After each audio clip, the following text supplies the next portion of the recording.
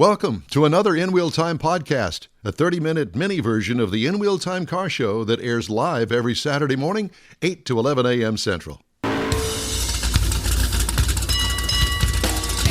Celebrating 10 years of award-winning car talk, it's the In Wheel Time car show. Coming up, Konrad will have the car clinic, and we'll have this week's auto news, along with a special feature that we're doing today throughout our 3-hour program on picking a car to buy and what to look for and how to do it. Howdy, along with Mike out of this world Mars, King Konrad DeLong. I'm Don Armstrong. Glad you could join us on this Saturday, a week away from Christmas. It's kind of exciting around here. Thank you, Kathy Zekin, for our wonderful Christmas decorations. We didn't have enough sense to think of it. She is the deco doll. Yes, she is. Yeah, so surprised us with decorations. Jeff's home watching. He's joined us online. Yes, Jeff is off today, recovering from a little back surgery, and he's doing quite well from what I understand. So continue on recovering. All right, so our subject matter today, in lieu of guests, is we're talking about buying cars and what to do with them, how to choose them, all of the parameters that we're going to try to fit in. You know, we could probably go on for hours and hours and hours drilling down on this. So I thought that this segment we would talk about going with a new or used vehicle. And I think that a lot of it is driven by the availability today of new vehicles. Big reason, yeah. And then in some instances, the price. But I think that there are a lot of people that are looking for the first time at a used vehicle or just to change their current vehicle for another one that has fewer miles on it or different kinds of, shall we say, infotainment systems. Features. Features on the car. So, what do? Do you go with new? Or do you go with used? And I think that there's an argument to be met for both of those in the fact that you buy a new one and it's going to have a warranty. Are you going to be able to get as much on a new one as you are on a used one? And it all really depends on what your taste is and what you really want in a car. Do you want it for transportation? Do you actually have to have a new car? But again, that kind of goes back to you made a list of what you needed and why you wanted it and what you wanted. You got to go back to that list again because the difference between new and used today is not that great. Used car prices is elevated so much, and when you talk about a used car, tend to have a little bit higher interest rates on used cars, financing. New cars, there's still incentivized interest rates, so you can look at a new car and have payments not far from what you would be from a used car.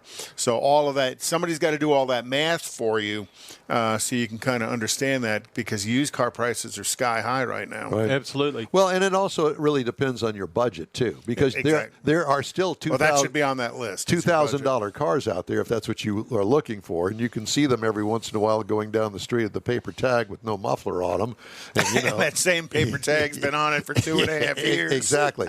So we're not really talking about those. The beater. The beater car. We're not talking about those. Something that you're going to invest your money into, and I say it's an investment, and it's really not you're going to You lose. invest in something that appreciates in value. Yeah. So it's a car depreciates and a new car depreciates a bunch the day you drive it off the lot. Correct. And some people are of the mind that I don't want to pay that depreciation. I want somebody else to pay that depreciation, so they always buy used. And then there's other people that always buy new. Again, going back to your list of what's important, a lot of people put a lot of value on having that warranty, that bumper-to-bumper warranty that's going to fix the squeak and rattle that you're probably not going to get fixed in a used car. The peace of mind of knowing that it'll get taken care of and that all you got to do is go in there. You don't have to worry about it too much. And the relationship you may have, hopefully have, with whomever you're buying it from, whether it's a new car or a used car operator. Ainsley has bought, now he said he's bought 4 cars. From the Emmons brothers. So he's built a good relationship with people that he trusts. And happy birthday to the Emmons brothers, by the way. Oh, yeah. The triplets had their birthday about a week ago. Was that a week ago? Yeah. I didn't think it was quite that long. But either way, that's kind of a unique setup that they've got down there at Emmons. Well, let me just say this about it. First of all, you got to buy it from a family that has integrity, and they've got Been around forever. They've been around, Yeah, second generation. yeah, exactly. And so they have a reputation, and they sell wholesome vehicles, used vehicles down there. And you know, one of the things that we didn't talk about in our last segment is the fact that today, for the most part, when you buy a used vehicle, they have gone through some sort of a rehab, if you will. So whoever traded it in, if the tires are not good on it, the tires get changed, the brakes get looked at. I mean, all of the things that are important to your car and ultimately important to you, they've gone over and they've had an inspection done to them and repairs made. And somewhere there should be an inspection report that, hey, you know, an honest operator is going to show you that inspection report. And the other thing in that regard is also, has the car been wrecked? And that's where you really, I think, should start if you're going to do a used car. Right. And Carfax is the one everybody talks about. Right. That it gives you a view of. They're not the only one, by the way. No. But that gives you a view of what the insurance company has paid on the car, but it's not necessarily the car has not been wrecked, because some cars may have had some damage that weren't reported to insurance. Right. And, you know, those cars, you know, it takes a skilled eye to look the car over, to look for, things that don't get fixed perfectly as it would be on a new car. You know, Michael Wooding has a company that actually does Pre-purchase inspections. Yeah, pre-purchase inspections. And I know that if I was going to buy a used vehicle, now mine, I knew the person that I was buying it from. Right. The Corvette. The Corvette. And I knew the history of it, and there was no secret. And it had never been wrecked. I mean, as a matter of fact, I looked under it last time I had it up in the air, and the car looks brand new. Of course, it still only has 27,000 miles on it. But whatever the case, I'm just saying that I think that it's important, if you're going to spend $40,000 on a used vehicle, spend $400, get a pre-purchase inspection. That's what I would do if you're not familiar with the car and what to look for, because there could be damage there that, who knows, it might have just gone through some high water and gotten water in the interior, just enough to wet the carpets. Well, it's not just necessarily wetting the carpets that you need to worry about. It's all the electronics that they now tuck underneath the carpet, that's underneath the front seat, that's inside the console. Most operators do that kind of an inspection on the used cars as they're coming and going. They're guys that do their inspections, do a good job of that. And some of the auction houses as well do some inspections of vehicles, because an auction house will not sell an undisclosed branded title. They may sell branded titles. Most of them What do you don't. mean by a branded title? Salvage title. Oh, yes. Stolen vehicle recovery title. All of those things get kind of branded on the title. Some auctions don't sell those vehicles. Others kind of specialize in them. And most quality used car operators don't deal with that as well. So you got to know who you're dealing with by, where you're going to get new or used. So new cars, you can't assume a new car hasn't had some repairs done to it as well. That's very true. Yeah, that's right. Because if you look at the transports and stuff, particularly the rail cars, the transportation damage, they're starting to put things on them to try and protect them because they get damaged coming to the dealer. Or Don sitting there buffing the hood. Yeah, on a buff white the paint car, all the way off of it. buff it right down to the paint off of it. So, and that happens, and the new car dealer is going to make a repair to the vehicle. Well, that doesn't get reported to Carfax. No. That's just an internal claim, an internal charge where they've fixed a dent. They've gone with paintless dent repair. They've gone, and done a little paint work to it, or they've replaced a mirror on it because one of the porters got too close to something and ticked a mirror off of it. One me. This time.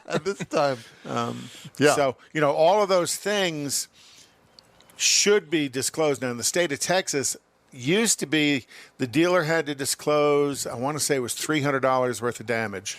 And $300 worth of damage is nothing today. Right. You scratch a bumper cover, it's going to cost you $300 to fix. So. Right. Well, the other thing is that do you know what kind of car that you're looking for? Because a lot of people are, let's say, chunking their four-door sedan for an SUV because it's the popular thing to do. Okay, so heck, manufacturers are dropping four-door sedans just because that's all they're selling. Ford doesn't make a four-door sedan anymore. Right. Ford, of all the people, Ford doesn't make it. And there are a lot of manufacturers that don't make sedans anymore, and especially two-door coupes. Right. So, is it going to be a car, truck, SUV, sports, or specialty? What kind of car do you want? What kind of car do you need? Back to your list.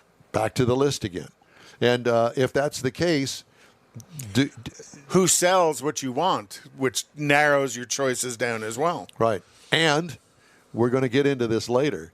What kind of accessories are you looking for today? We're going to get into that later. But as far as cars, trucks, SUVs, sports, or specialty, all of those actually are categories of cars that have dozens of vehicles, choices. Yeah. Like, for instance, take a truck. Everybody thinks of a half-ton pickup truck. No, it's not that simple. Are you going to tow something? Do you need a three-quarter-ton truck? Do you need a diesel engine? We're going to get into that, too. Do you need a mid-sized truck? I don't know that there's any compacts. Not yet, but the compacts are coming. The Maverick, Ford Maverick. Okay, is that on the ground yet? Yeah. How about the Ranger? The Ranger is a mid-size. Mm-hmm. The Maverick is supposed to be a compact, but have you seen the size of the Maverick? It's smaller. It's not much. And the Ranger is a solid mid-size. Solid, yeah. Do you want EV? Ford is talking about their F-150. The Lightning. Lightning is about to go into production.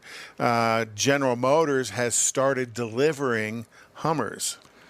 And the pure EVs. And they've actually just announced this week that delivery dates on the new GMC half-ton electrics are going to be year after next. So they're right behind. Yeah. They're right behind Ford because Fords are next year, the Lightning, and so that's a whole nother discussion about electrics. But it goes back to that list. That's right. What do you need? Why do you need it? What are you going to use it for? Because, again, needs and wants can be different. Yep, that's exactly right. So let's just say, for instance, that we want an SUV. All right? How many people are you hauling? And how much money do you want to spend first? Oh, gosh. Right. Because there are SUVs out there that were made and designed to be two-row SUVs that held 5 people. Well, the manufacturer is going, well, we can offer a 3-row. There won't be any storage in the back. And the person in the back can't have legs. Can't have legs. Because there's no leg room at all. But it's great for the kids. Mm-hmm. Yeah. We can throw the kids in the back. We can put grandma and grandpa in the middle row, and then, God forbid, that'd be a summer vacation trip. But whatever the case may be. But it better be to a swimming hole because you're not going to have room for anything else but a couple of bathing suits and towels in the back. But pretty much. The manufacturers they're looking at who's buying those kind of vehicles. You're talking about the young family. You got a couple of kids. Occasionally, they might need that third row, like you say, put somebody in the middle, maybe some extra kids. But that's not the daily driver. The daily driver's them and the kids. Well, that's it. When Austin was in high school and we were hauling him and his crew around for water polo, we had a third-row Suburban. That's what Angie drove. And so did everybody else. And we were hauling. That was always available. We were hauling everybody everywhere. But then you got to talk about price range, used and new. You can get a fairly nice SUV used compact in the low 20s. Yes. But you can also spend over $100,000 on an Escalade. So that range. Or the GMC that I had last week, the GMC Denali. Oh, yeah. Was $88,000, and it was massive, huge. I felt like I was driving a school bus. And that's what I had 2 Suburbans that I bought brand new back in the day when we had the kids growing up. And we thought that it was big then. Oh, my God, they've gotten even bigger now. Yeah. And then, again, it goes back to what do you need and what do you want? and how much do you want to spend, and whether understanding the range. You got those, your Suburbans you got because, like you say, because of the kids. You were hauling the girls. Well, but and you were hauling your kids. The water polo team. Yeah, but then again, a lot of people buy them because of the towing capacity on them, particularly the 3/4 ton Suburbans. On the Suburbans, because they can tow them. Right. Put the kids Do they in the even back. make a 3/4 ton Suburban anymore? No, not anymore. They did up until 11. They haven't made a 3/4 ton Suburban because nobody. They don't need it because now the towing capacity is because up the 4-door trucks. Right. I think the 4-door trucks have fit that need for 5 people. For those where they want to tow. Right. Yeah, that makes sense. And the engine choices have changed, and we're going to talk about engine choices in a little while. But back to this. So car, truck, SUV, sports car, or specialty, you really hopefully know what you want. Well, sports car and specialty, kind of you got to set those aside because those people know exactly what they want, and that's maybe where a little more branding is important because you have that person that has to have a Mustang, or the specialty I have to have a convertible, and your choices are real limited. Then we drill it down to, okay, so I want a full-size SUV. Do I want a Hummer? An for electric $110,000 electric Hummer, or do I want an Escalade with a gasoline motor in it that does the same thing for the same price? So there's that. Let's throw that into the mix now because the EV thing is coming on whether we like it or not. And I've got a story. It's here. Well, it is here. But the infrastructure to support all of this is not. A guy that I work with just bought a new Tesla 4-door sedan. Boy, is it nice. Oh, isn't it? Yeah. It's really nice. I don't know. I haven't really talked to him about it because I haven't had time this week, but I'm going to. And you get a Model 3? I guess. Yeah. And he loves it. And he's learning how to change the horn sound that he can download because he wants it to go, hey, get out of the way. Well, George Skelton had said earlier that the new car smell in a Tesla is a little musky. Thanks, George. But we need that sound effect, Don. We love you, George. Add that. Hey, get out of the way. Isn't that cool? You can do that, though. Yeah. And then the guy comes beating on your windshield going, don't be yelling. Or puts you talking bullet to holes me? in Huh? it. You talking to me? Yeah. Well, clearly, there was another one, but I can't say the word, but it had to do with some raggedy girls. Hey, get out of the way. And I'm thinking, so is your wife compliant with that? He said, well, I actually kind of was going to program it in there so I could use it when I was pulling into the garage just to mess with her. Gosh. Yeah. So there's you'd be sleeping in the garage, too. Program it. The first time she uses it, let her find out then. That, yeah. Well, so at any rate, so we got it drilled down to the SUV. So is it a 2-row? Is it a 3-row? How much money do you want to spend? One of the things that I guess we can probably talk in more detail a little bit later on, but the differences in the options that you can get Oh, my on it. gosh. Because now we're talking about different size touch screens. Do you want the little one that does the same thing as the big one, but it's smaller?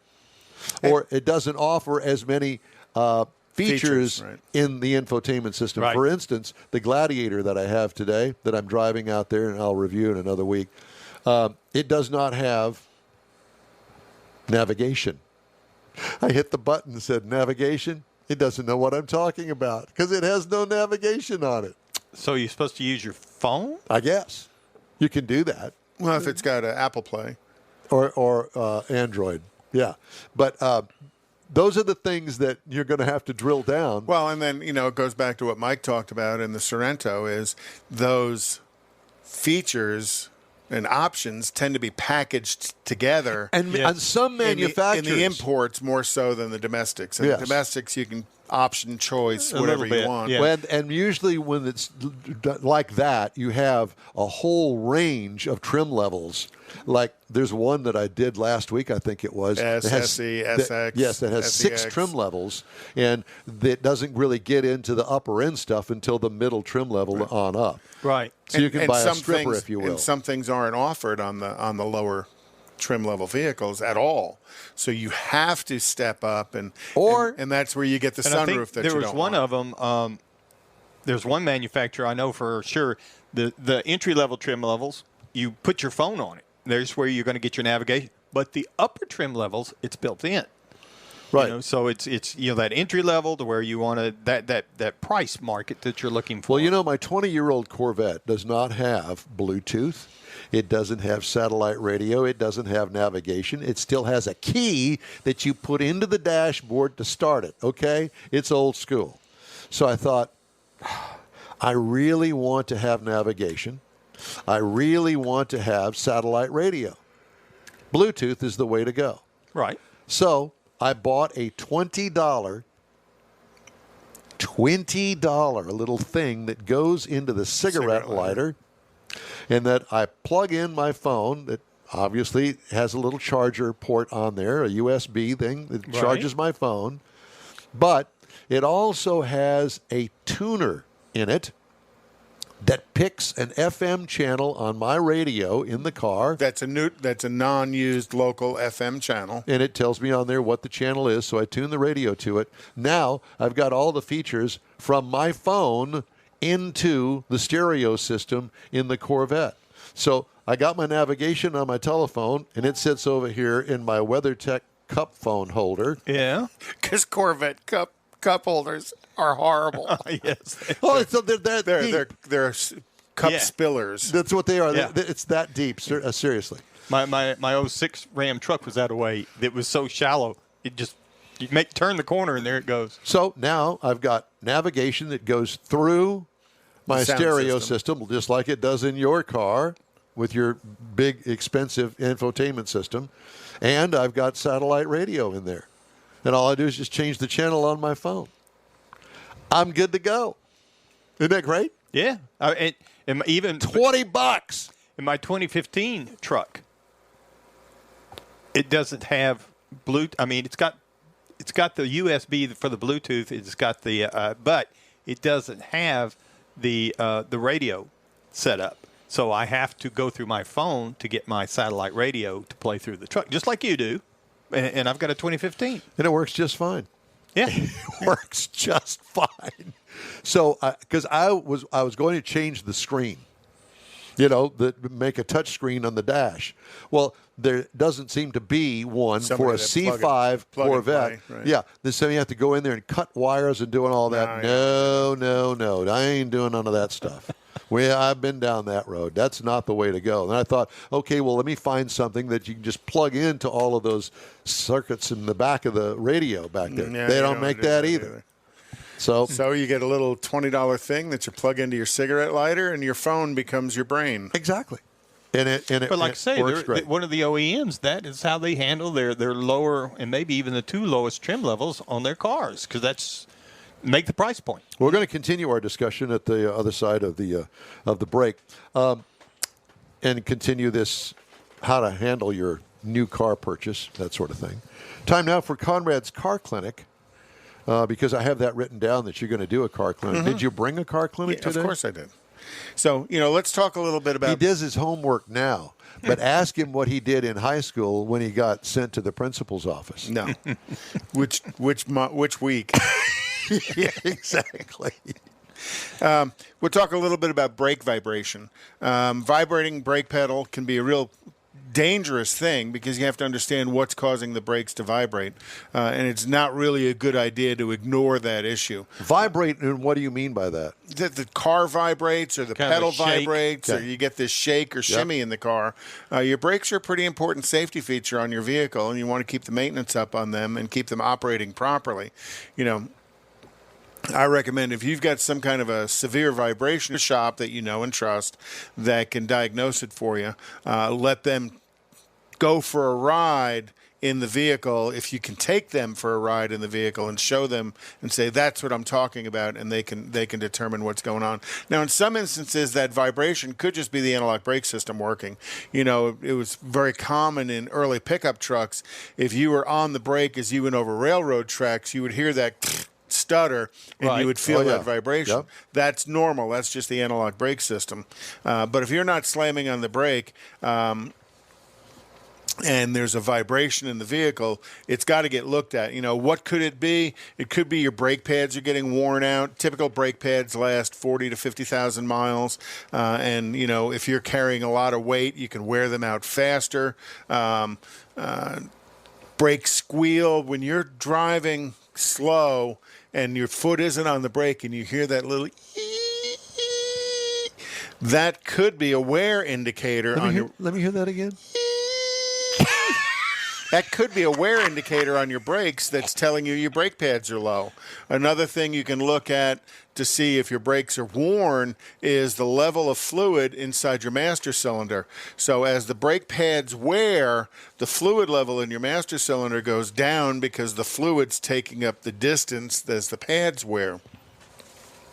So brake fluid should never leak. So as that fluid goes down, that's a fair indicator that your brakes are getting worn. So very easy for anybody to do a brake inspection for you. If you're when you're getting your tires rotated, it takes them about 2-3 seconds.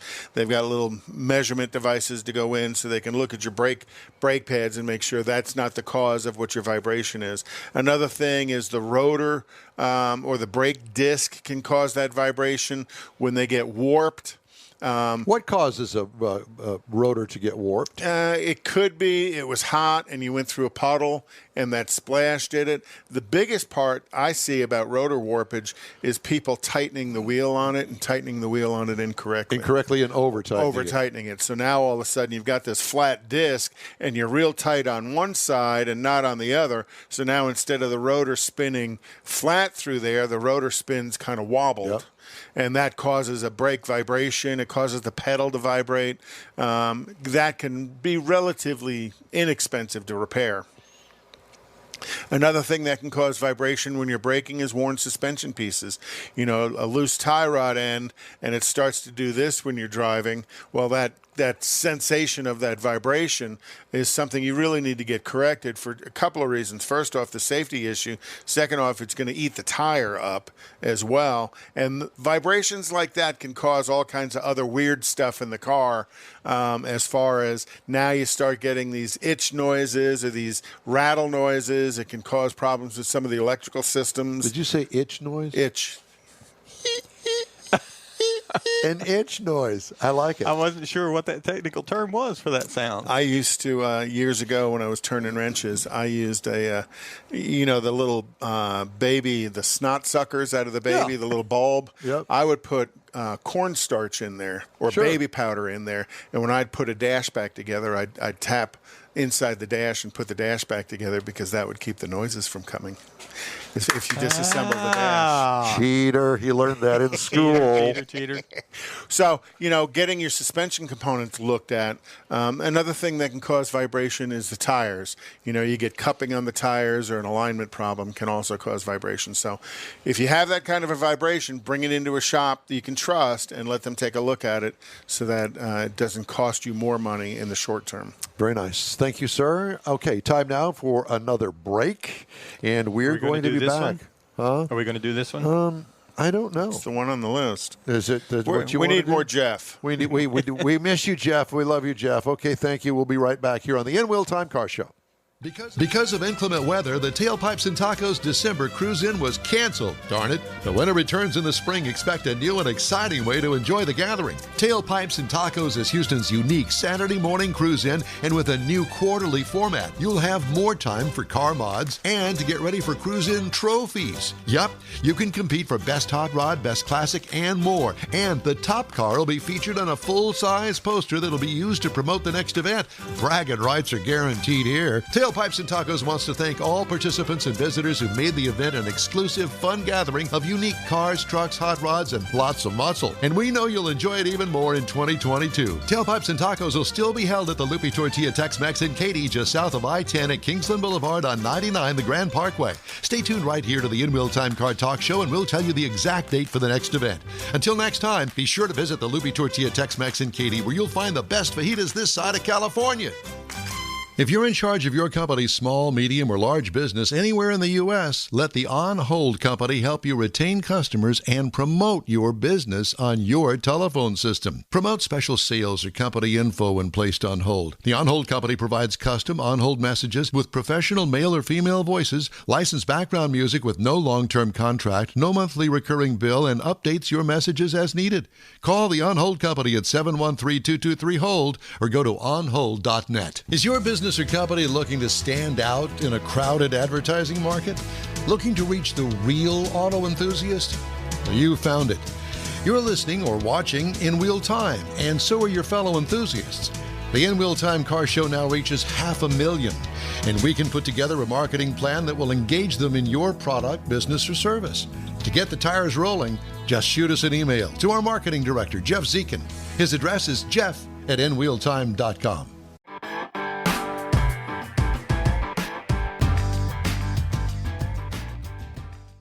That's it for this podcast episode of the In Wheel Time Car Show. I'm Don Armstrong, inviting you to join us for our live show every Saturday morning, 8 to 11 a.m. Central on Facebook, YouTube, Twitch, and our InWheelTime.com website.